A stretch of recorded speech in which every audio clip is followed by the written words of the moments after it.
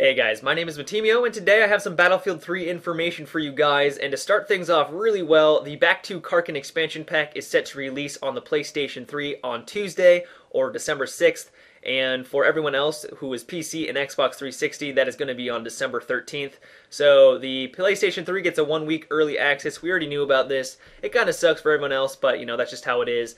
I'm really excited for this expansion pack. I found that there really wasn't a lot of maps I enjoy for the vanilla or the original Battlefield 3, and I know that I enjoyed them in Battlefield 2, the Back to Karkand maps, and so I'm just really excited for this expansion pack. So the next piece of information is that DICE has released a proposed balance patch, and I wanted to go over a lot of these things on the list, some of the stuff I really like and some of the stuff I'm kind of on the fence about. And something I really like is that they're going to be slightly reducing the repair tool speed. I know a lot of people are really complaining that tanks essentially become juggernauts if one or two engineers are repairing a tank or any vehicle, really, mostly tanks. The tank can just kind of sit back and take people out from a distance while the engineers just repair away, and there's really nothing you can do if you are an infantry unit to take it out. You can get lucky if you are if you're using the support kit and use C4, you can blow it up pretty quickly, but it does take some luck to get up to the tank and take it out. So I'm glad to see these changes. Another change I really like is that they are making the anti-air missiles no longer kill the pilot instead of the vehicle. So right now, if you're flying in a jet and let's say an anti-air missile hits you, it actually has the potential to take you out even though it really wouldn't have destroyed your jet. So it can be really frustrating in those circumstances. So I'm glad to see this is being changed. It really just makes it so that you have control over your vehicle and you have control of the situation, and even if you do get hit by one anti-air missile, it's not going to take you out. Two changes that I really like is that they are going to slightly increase the blast radius of the rounds fired by the helicopter gunner versus infantry units, and they're also going to reduce the damage the gunner does on armored units. And the reason why I like this is because I think that the pilot should really focus on taking out tanks and vehicles, and I think that the gunner should focus on taking out infantry units. And so I think that they should, by making this change or just kind of tweaking it a little bit, it's going to emphasize that a little bit more, and it's going to make it so that the two people in the helicopter are really going to have to work together, and it's going to take a lot more communication and teamwork because they're going to have to focus on different things, and the pilot's going to have to focus and rely more on taking out the tanks, while it's the opposite for the gunner who's going to be taking out the infantry. So I do like these changes, and I'm interested to see if they actually do implement them.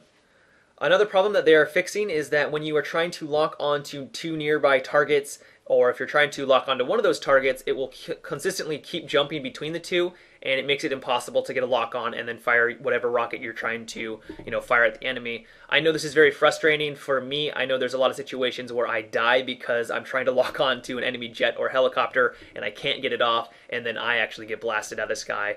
And it's just very frustrating when that happens, so I'm glad to see that they are changing this and addressing the problem, because I think it's going to make it a lot more enjoyable when you do come into those situations. So one thing I'm kind of on the fence about is that they want to change the way that flares work. So right now, if you deploy your flares and a missile is heading in a direction, it always distracts the missile and you don't get hit. The way they want to change it is that if you are getting shot from a longer range and you deploy your flares instantly, the flares will actually not have any effect on the missile and the missile will hit you. I'm not sure how I like this. It will increase the skill gap from really good pilots to mediocre pilots, but I'm not really sure this is needed. I know it's really frustrating when you are flying in a helicopter and you have absolutely no idea where you're getting targeted from. I guess it will just, people will just have to adapt, but I'm not really sure. I want to know what you guys think. Do you think this is a cool change? Would you like to see it, or do you think it's not necessary? Another thing I'm kind of on the fence about is that they want to increase the spawn protection time from 1 to 2 seconds.